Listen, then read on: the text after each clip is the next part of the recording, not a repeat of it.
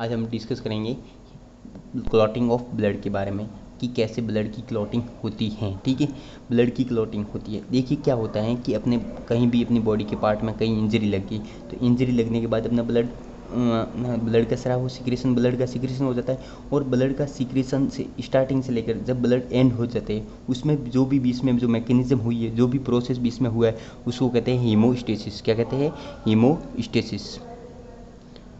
ठीक है, स्टेसिस। तो हेमोस्टेसिस किसे कहते हैं? जो स्टार्टिंग से लेकर एंडिंग तक बीच में जो क्लॉटिंग वगैरह की प्रोसेस हुई है उसको कहते हैं हीमोस्टेसिस। अब जो हीमोस्टेसिस हो रहा है, हीमोस्टेसिस उसमें कौन कौन से मतलब एलिमेंट्स किस किस की रिक्वायरमेंट होती हैं कि ब्लड क्लॉटिंग में किस किस की रिक्वायरमेंट होती है उसके बारे में अपन डिस्कस करेंगे। तो इसमें कि अपन ये आगे यही बढ़ेंगे कि इसमें रिक्वायरमेंट किस किस की रिक्वायरमेंट होती है। देखिए क्या होता है कि ब्लड क्लॉटिंग में सबसे इम्पोर्टेंट रोल होता है वो होता है क्लॉटिंग फैक्टर का। किसका होता है? क्लॉटिंग फैक्टर का। तो ब्लड क्लॉट में सबसे क्लॉटिंग फैक्टर इंपॉर्टेंट रोल निभाते हैं। कौन निभाते हैं? Clotting factor. अब क्लॉटिंग फैक्टर अपने ह्यूमन बॉडी में क्लॉटिंग फैक्टर ब्लड में कितने प्रकार के क्लॉटिंग फैक्टर पाए जाते हैं? तो टोटल होते हैं 13 क्लॉटिंग फैक्टर होते हैं। कितने होते हैं?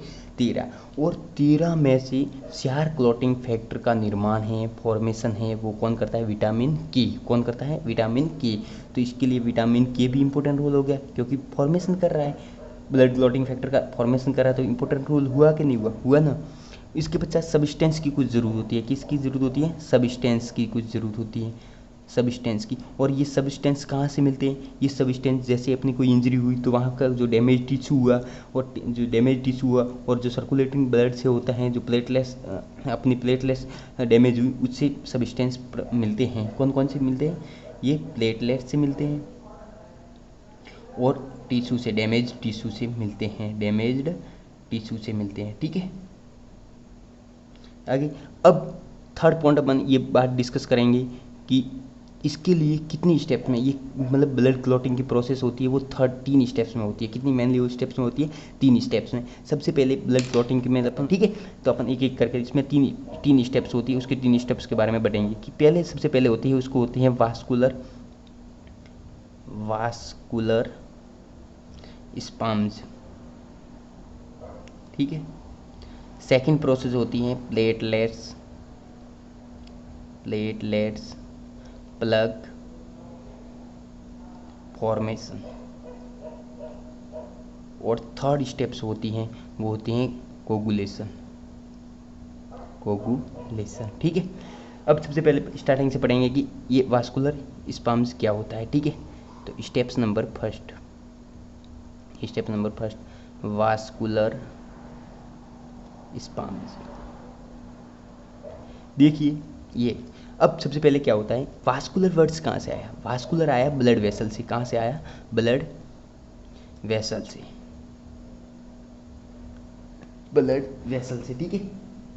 और यह स्पाम्सिबल आया है वो होता है कॉन्स्ट्रिक्शन से। क्या है? कॉन्स्ट्रिक्शन से आया है। ठीक है, जो वैसो कॉन्स्ट्रिक्शन होता है वहीं से सबल आया। अब इसमें क्या होता है? वास्कुल ब्लड वेसल होती है वो मेनली एंडोथेलियम सेल की बनी होती है। ये अपन को पता ही है कि ब्लड वेसल होती है वो एंडोथेलियम सेल से बनी होती है। ठीक है, अब क्या होता है कि जब इंजर्ड ब्लड वेसल होता है वहाँ पर एंडोथेलियम सेल की इंजरी होती है। एंडोथेलियम सेल की इंजरी हुई तभी तो वो मतलब वहाँ पर ब्लड का लॉस होना शुरू हो जाता है। तो उसके कारण क्या होता है कि एंडोथेलियम सेल की इंजरी के कारण वहाँ पर कुछ केमिकल रिलीज होता है। क्या होता है? केमिकल रिलीज होता है। ये केमिकल रिलीज होकर क्या करते हैं? ये केमिकल रिलीज होकर वहाँ के एक वैसो कॉन्स्ट्रिक्शन का काम करते हैं। ये एंडोथेलियम सेल से जो केमिकल रिलीज होते हैं वो केमिकल रिलीज होकर क्या किसका काम करते हैं? वैसो कॉन्स्ट्रिक्शन का काम करते हैं। ठीक है, और यहाँ पर जो प्लेटलेट्स रिलीज होती हैं वो भी किसका काम करते हैं?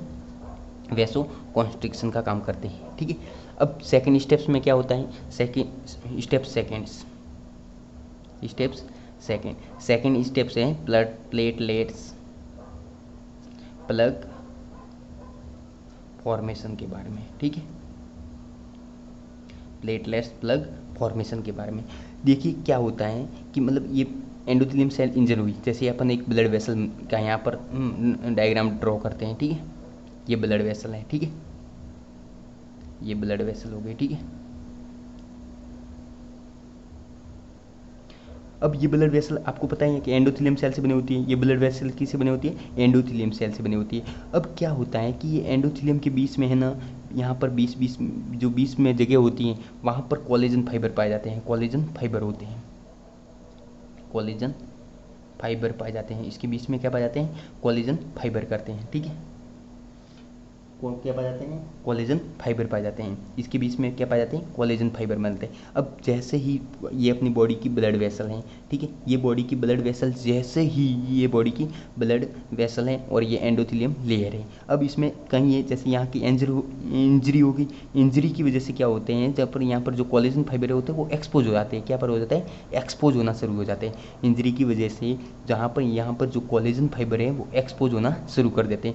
एक्सपोज की वजह से यहाँ पर जो सर्कुलेटिंग ब्लड चल रहा है उसमें से जो प्लेटलेट्स हैं वहाँ यहाँ पर चिपक जाती हैं। कौन चिपक जाती है? प्लेटलेट्स कहाँ चिपक जाती है? इस कोलेजन फाइबर पर। और यह चिपकाने का काम, यह अटैच होने का काम कौन करता है? एक प्रोटीन करता है, उसका नाम होता है von Willebrand factor. Von Willebrand factor, इसका नाम याद रखना, von Willebrand factor. Von Willebrand factor नाम का एक प्रोटीन होता है जो कि इसको चिपकाने का, अटैच करने का काम करता है, ठीक है। वॉन विलेब्रांड, इसके कारण क्या होता है, यहाँ पर स्वेलिंग आना शुरू हो जाती है। यहाँ पर स्वेलिंग आना शुरू हो जाती है, ठीक है। स्वेलिंग आएगी। अब स्वेलिंग आने से क्या होता है, ये मतलब उसकी प्लेटलेट्स होती है, उसकी शेप चेंज हो जाती है। प्लेटलेट्स की शेप होती है वो चेंज हो जाती है यहाँ पर, ठीक है। प्लेटलेट्स की शेप चेंज हो जाने पर यहाँ पर केमिकल रिलीज हो जाता है। प्लेटलेट्स की शेप होती है वो चेंज हो जाने पर यहाँ पर क्या निकलता है? केमिकल रिलीज होता है। क्या होता है? केमिकल रिलीज होता है। और ये केमिकल कौन सा है? ये केमिकल है एडीपी। कौन सा है? एडीपी। यहाँ पर एक केमिकल रिलीज हो जाता है और इस केमिकल का नाम है एडीपी। क्या नाम है? एडीपी। अब इस एडीपी का क्या कार्य है? एडीपी का यही कार्य है कि कोई नई, ये स्ट्रिक का काम करता है, मतलब नई जो प्लेटलेट्स होते हैं जो केमिकल रिलीज करते हैं यहाँ पर, और भी सर्कुलेटरी जो प्लेटलेट्स चल रही है उसको और नई प्लेटलेट्स को जोड़ने का काम करता है। न्यू प्लेटलेट्स को जोड़ने का काम करता है। न्यू प्लेटलेट्स को स्ट्रिक करने का काम करता है। न्यू प्लेटलेट्स को स्ट्रिक करने का ये काम करता है। स्ट्रिक करने का काम करता है, ठीक है, काम करता है। ये कोई भी नई प्लेटलेट्स होती है उसको जोड़ने का ये यहाँ पर काम करता है, ठीक है। अब जो ब्लड में होता है, ब्लड में जो सेरोटोनिन होता है, क्या होता है? सेरोटोनिन होता है, वो भी यहाँ पर ब्लड की जो एंडोथेलियम सेल होते हैं, एंडोथेलियम लेयर होते हैं, वहाँ पर जमना स्टार्ट हो जाता है।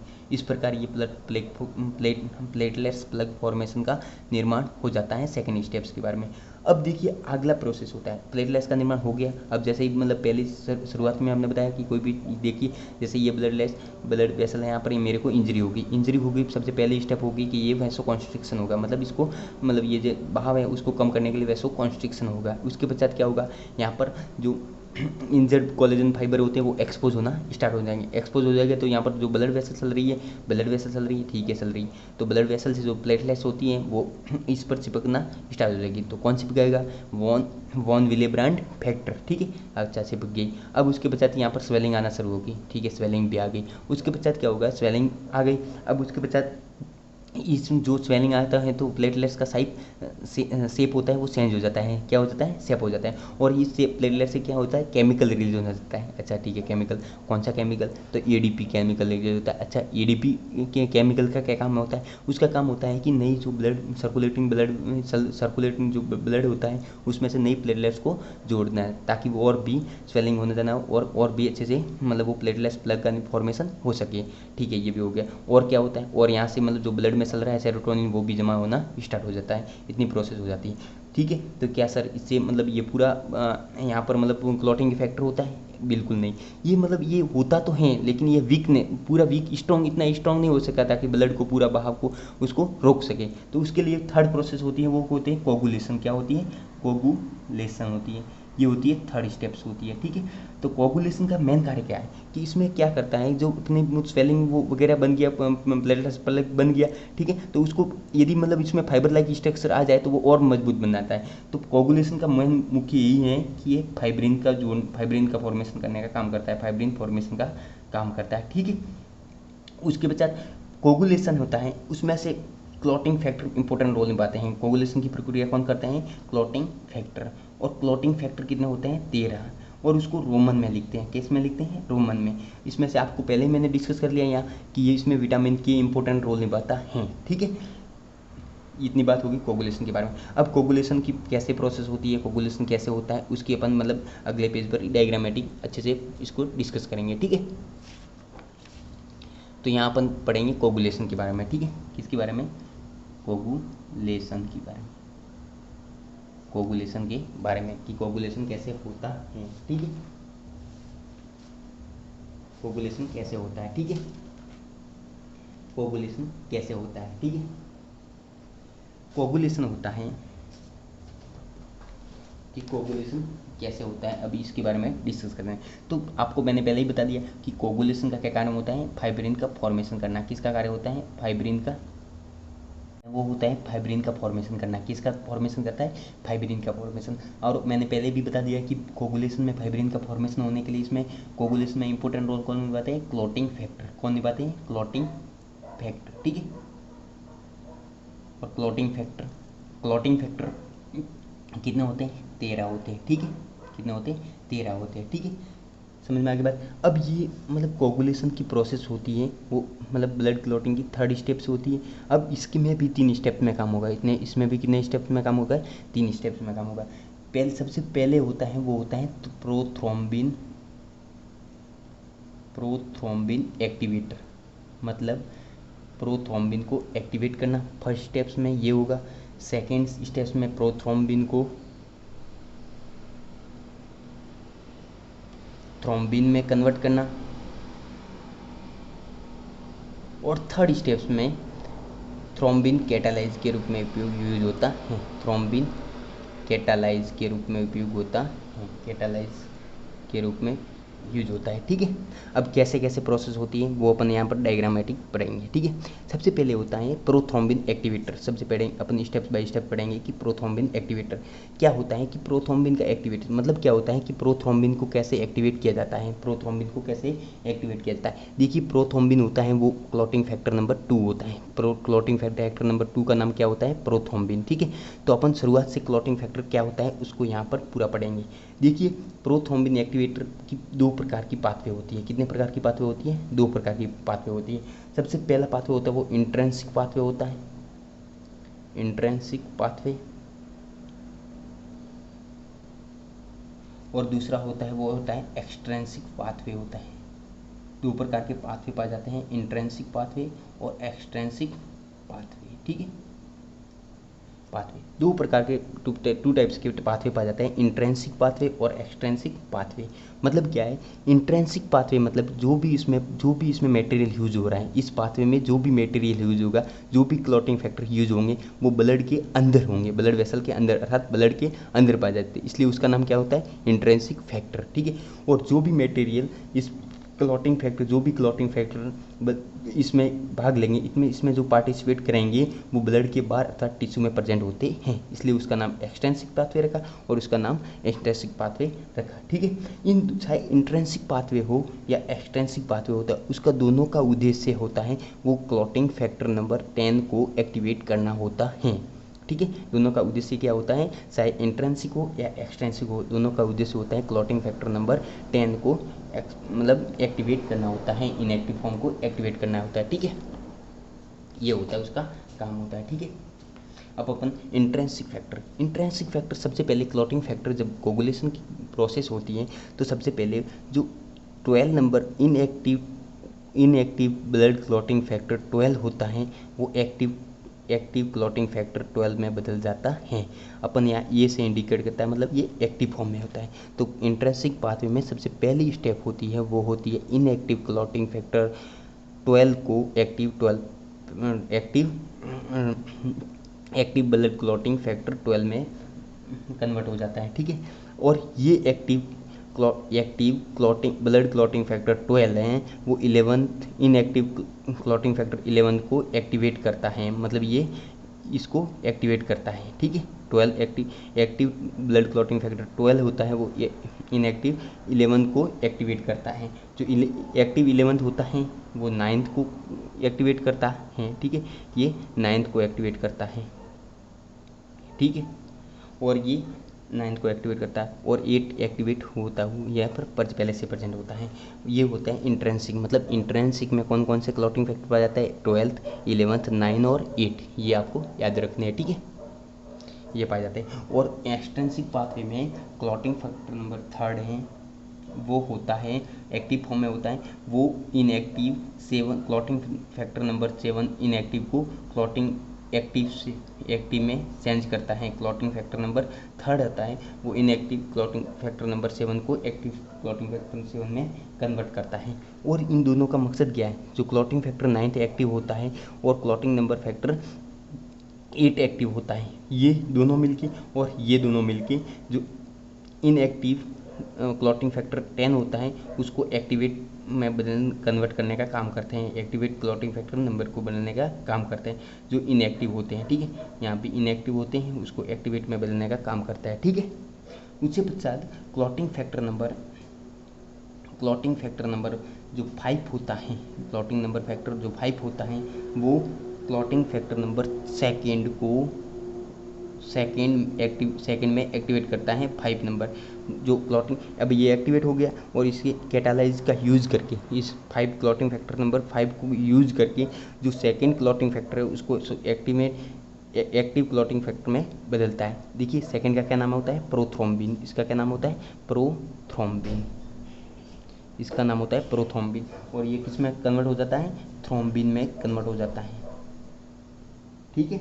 उसके पश्चात ये यहाँ पर जो एक 13 नंबर होता है वो इसको कैटालाइज का यूज़ करके एक्टिव जो थ्रोम्बिन होता है, जो ब्लड क्लॉटिंग नंबर 2 होता है एक्टिव, उसका नाम होता है थ्रोम्बिन। तो थ्रोम्बिन को कैटालाइज मतलब 13 नंबर जो ब्लड क्लॉटिंग होता है वो फर्स्ट को एक्टिव करता है, फर्स्ट को इनएक्टिव को एक्टिव करता है। और क्लॉटिंग नंबर फर्स्ट का क्या नाम होता है, फाइब्रिनोजन को फाइब्रिन में कन्वर्ट करता है, ठीक है। अब हो गया, अब अपन ने ये क्लॉटिंग नंबर फैक्टर जो 4th होता है, क्लॉटिंग नंबर जो फैक्टर 4th होता है वो होता है कैल्शियम। तो कैल्शियम की कहाँ इंपॉर्टेंट होती है, देखिए कैल्शियम जो अपन ने सबसे पहले मैंने ये भी आपको बताया था कि इंट्रेंसिक पाथवे हो एक्सटेंसिव पाथवे हो, तो उसका मकसद होता है वो क्लॉटिंग फैक्टर नंबर 10 को बनाना होता है। तो यहाँ भी ये 9th, 8 और 7 यहाँ भी कैल्शियम मिलेगा, यहाँ भी कैल्शियम आएगा। जो 10th एक्टिवेट होता है वो थ्रोम्बिन का प्रोसेस करने पर यहाँ भी कैल्शियम इंपॉर्टेंट रोल निभाता है, और जो थ्रोम्बिन से फाइब्रिनोजन का निर्माण होता है यहाँ पर क्लॉटिंग 13 और कैल्शियम भी इंपॉर्टेंट रोल निभाता है, ठीक है। तो जब सबसे पहले जो प्रोथ्रोम्बिन एक्टिवेटर होता है, मतलब सबसे इसका काम होता है क्लॉटिंग फैक्टर नंबर 10 को एक्टिवेट करना, तो ये स्टेप नंबर फर्स्ट होगी। फर्स्ट मतलब प्रोथ्रोम्बिन एक्टिवेटर। दूसरा होता है प्रोथ्रोम्बिन से थ्रोम्बिन का निर्माण होता है, तो ये प्रोथ्रोम्बिन से थ्रोम्बिन स्टार्ट हो गया, ये होगी स्टेप सेकेंड, और ये स्टेप हो गई 3rd। इस प्रकार ये कोगुलेशन की प्रक्रिया हो गई। देखिए इसमें से जब क्लॉटिंग फैक्टर 13 हैं, मैंने आपको बताया कि इसमें K13 होता है, लेकिन इसमें 6 क्लॉटिंग फैक्टर नंबर 6 इसमें कोई यूज नहीं होता है, इस बात को ध्यान रखना। क्लॉटिंग फैक्टर 6 का यहाँ पर कोई इंपॉर्टेंट रोल निभाता नहीं है। देखिए एक बार फिर देखिए, 1 नंबर हो गया, 2 नंबर यहाँ, 3 नंबर यहाँ, सब एक एक क्लॉटिंग फैक्टर का अपन बात करेंगे। 4 नंबर कैल्शियम, 5 नंबर ये, 6 का मैंने कहा कोई रोल नहीं है, 7 नंबर ये, 8 नंबर ये रहा, 9th ये रहा, 10th का निर्माण ये हो गया, 11th का नंबर यह हो गया, 12th और 13, मतलब 6 के अलावा सभी इंपॉर्टेंट रोल निभाते हैं, ठीक है। ये कोगुलेशन की प्रक्रिया हो गई। एक बार फिर अपन रिवीजन करते हैं कि कोगुलेशन की प्रक्रिया कैसे होती है। देखिए पहला पॉइंट याद रखना है कि कोगुलेशन की प्रक्रिया का मेन उद्देश्य होता है फाइब्रिन का निर्माण होता है। फाइब्रिन का निर्माण क्यों करना है, क्योंकि वहाँ स्वेलिंग हो रही थी, वो इसको स्ट्रॉन्ग बनाने के लिए फाइब्रिन लाइन स्ट्रक्चर बनाना है, ठीक है। तो इसके लिए कोगुलेशन के लिए 3 स्टेप होती है, प्रोथ्रोम्बिन एक्टिवेटर, प्रोथ्रोम्बिन से थ्रोम्बिन का निर्माण और थ्रोम्बिन कैटालाइज के यूज में, ठीक है। प्रोथ्रोम्बिन एक्टिवेटर सबसे पहले अपन स्टार्टिंग करते हैं इंट्रेंसिक पाथवे और एक्सटेंसिक पाथवे। मैंने आपको बताया कि इंट्रेंसिक पाथवे होता है, इसका नाम इंट्रेंसिक पाथवे क्यों रखा है, क्योंकि ये इसमें जो भी ब्लड क्लॉटिंग फैक्टर यूज हो रहे हैं वो ब्लड के अंदर के हो रहे हैं, जैसे 12 हैं, 11th है, 9 है, 8 है, ये सब ब्लड के अंदर पाए जाते हैं, और एक्सटेंसिव प्लग में ये टिश्यू में पाया जाता है, ब्लड में नहीं पाया जाता है, जैसे थर्ड हो गया और 7 हो गया। ठीक है, सबसे पहले मैंने काम कहा था कि जो है इंट्रिंसिक पाथवे वो एक्सटेंसिव पाथवे होता है, इसका मेन उद्देश्य होता है क्लॉटिंग फैक्टर 10 को एक्टिवेट करता है। ठीक है, तो सबसे पहले रिएक्शन होती है कि 12th होता है वो इनएक्टिव ब्लड क्लॉटिंग फैक्टर 12 को एक्टिव में बदल जाता है, उसके पश्चात जो 12th नंबर होता है वो 11th को एक्टिव में बदल जाता है, जो 11th होता है वो 9th को एक्टिव में बदल जाता है, और 9th और 8 एक्टिवेटर और कैल्शियम मिलकर 10th और 7 यहाँ मिलकर क्लॉटिंग फैक्टर नंबर 10 का होता है। 10 होता है वो कैटालाइज क्लॉटिंग फैक्टर 5 का यूज़ करके सेकेंड प्रोथ्रोम्बिन को थ्रोम्बिन में बदलता है, और ये 13 और कैल्शियम यूज करके फाइब्रोजिन को फाइब्रिन में बदलता है। इस प्रकार ये रिएक्शन अपन की कोगुलेशन की प्रोसेस पूरी हो जाता है। ठीक।